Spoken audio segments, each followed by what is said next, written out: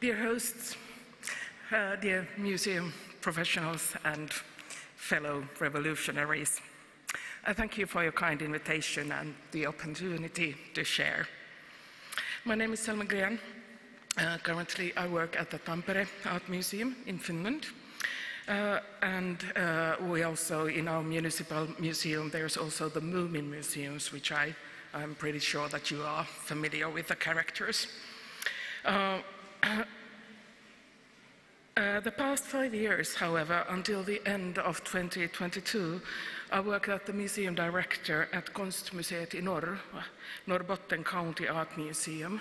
The museum's name means Art Museum in the North, and I kid you not, it's located in the northernmost Sweden, 145 kilometers north from a polar circle. We started about 4 years ago, a new museum, new in the area, dedicated to contemporary art.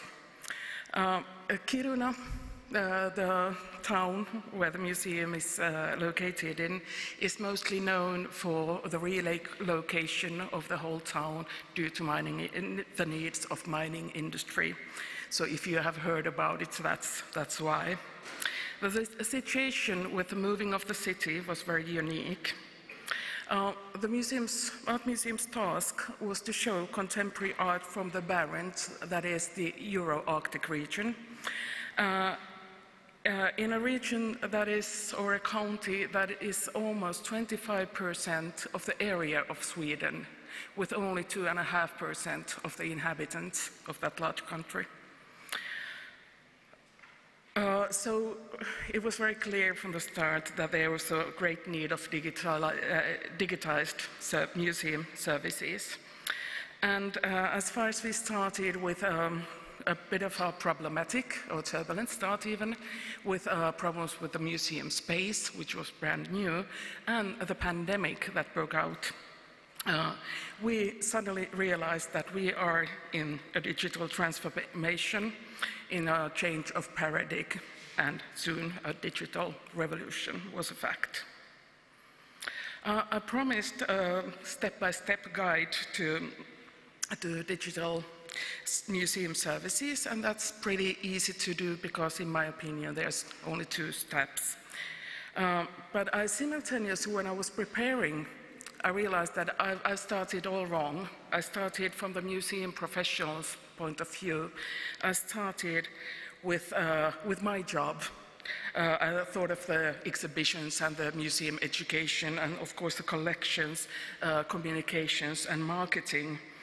And then I got, even this is my 20th year in digital museum work, I got a very important lesson, maybe the most important of them all. I should focus on the customer. I should have service-minded attitude and think about the museum client, the customer, the visitor if you wish, and the communities that we take our visitors from, and not what is easier to my own job.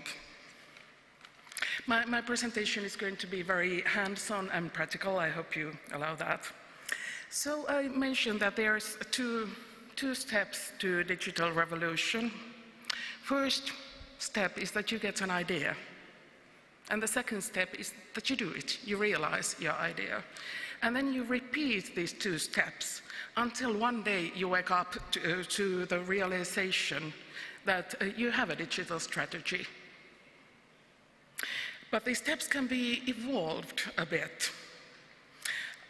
My first step always is to start with a customer need, sort of a problem-solving situation.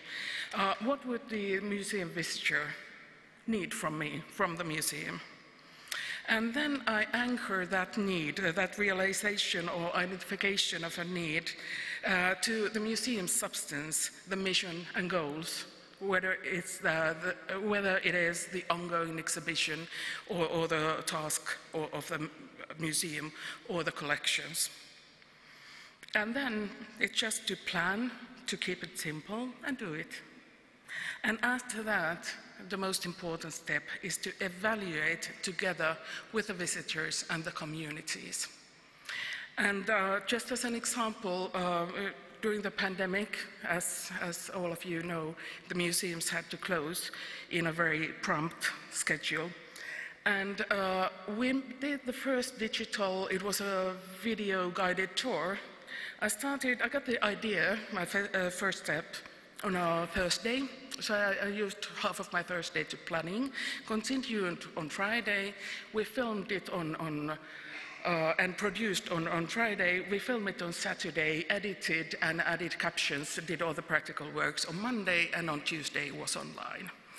So my recommendation, and take it from someone who knows, is to keep it simple. It's not that hard. So if you take some examples, practical approach, how to think about the customer need or the visitor needs. The first category maybe could be to try to tear down obstacles, take down obstacles for the museum visit. You could put some accessibility materials online, on social media or on the website. For example, I've made with my own mobile phone a video of how it looks in the museum and how you find your way around for maybe the introvert visitor or someone who's never been there.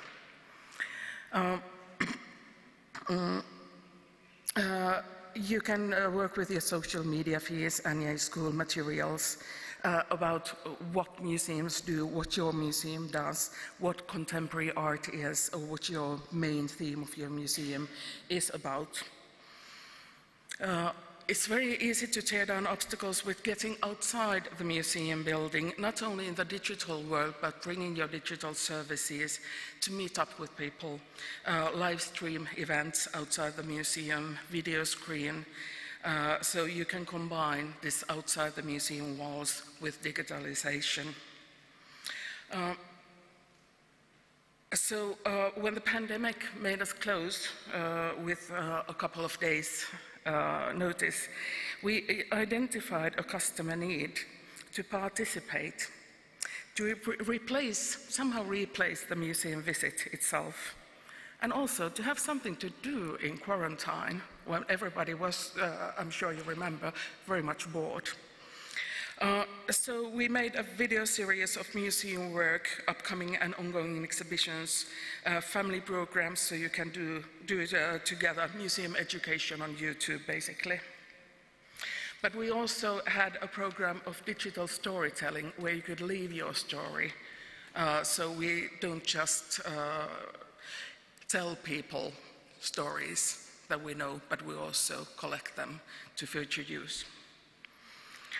The second category is to make the distance shorter, very much needed in the Arctic area where the distances actually are very, very long. You could travel 200 kilometers and stay within the same municipality, the same town. If you think of the Museum, there's a lot of Mumin fans out there, and maybe 30% before the occupation of Ukraine came from the Asia and Russia. Now, of course, Russian visitors are not able to travel. It is not realistic to think that all the Mumin fans in the world come to the only Mumin museum in the world and travel to Tampere. So we have a virtual guided tour which you can order to your group. And so we are just using internet as a tool to make a visit possible for those unable to travel. We also support this with social media campaigns together with the embassies in China and Japan.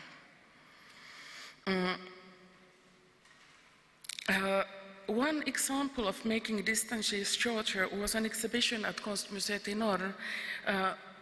It was about the museum's collection, which consisted of less than 20 works at the time. Because we were a new museum, we also started the new collection. And we wanted to show about the museums in the whole of our area, the Barents, the Euro-Arctic. So we sent a letter to all the museums and ask them to send us one picture and a text about something in their collections. And they did that, so we made a map so they could, the visitors who came to the museum could see what is in the other museums' collections. One very good category is to provide a possibility to create yourself. Digital workshops for schools, for families, for individuals, and create at the museum together with other people. Digital services, in my opinion, are much about making it more accessible. You can show what you don't have on show. You can make the visit easier, but you can also make the contact with the museum easier. You can provide more information in a more accessible ways. I'm thinking of an exhibition called Voices from the Arctic, where we had texts in 6 languages, including the Northern Sami and Inuktitut, which is spoken by the First Nations in Canada. And those we had no space or possibility to print out those texts, but we could reach out for the public, so you simply take a QR code, take a picture with your mobile phone, and get access to these very languages that are very seldom spoken. That was also a way to show our appreciation to the indigenous artists. So, the idea is to make it easy for the unexperienced or introvert visitor. And then, of course, digital services can make it more interesting. It can make it deeper, your museum experience. For example, by digital panel discussions, artist talks that you can share on your mobile phone by these QR codes, interviews on background, you know, the work that is done in museums behind the scenes by conservators and creators, and also by public art that is outside the museum. And I would like to encourage you all to reach out by digital communications and marketing to build a basis for a welcoming atmosphere for the visitors and to strengthen your organization's profile. You can also consider producing with the communities, with the visitors. If you take a look at TikTok, not everything is top-notch quality there. And that's something I want to message to you. I'm sure you can do it. If I look at my first video guided tour and the latest ones I've done, there's a certain difference in quality. The first one, I did it quickly. Maybe it wasn't the best time I'd ever. But it was much appreciated by the people who were unable to come to the museum. And then I think you should accept that not every digital reach results in a physical museum visit. So I'd like to finish my presentation with a couple of practical tips, almost like life hacks for someone who has done this for 20 years. In small museums, my goal has always been to combine, to save our resources, which are often limited when it comes to time and money or budget. So I developed a technique where I always work with at least 2 things at one time. So whatever I do, it needs to serve 2 purposes. If it's collections documentation, there needs to come a publication out of it, or a digital service, or an exhibition, something else, always 2 together. And as an example, artist interview can be an essential part of documenting artworks in the collections to save in the databases. Documentation can easily be made to public programs.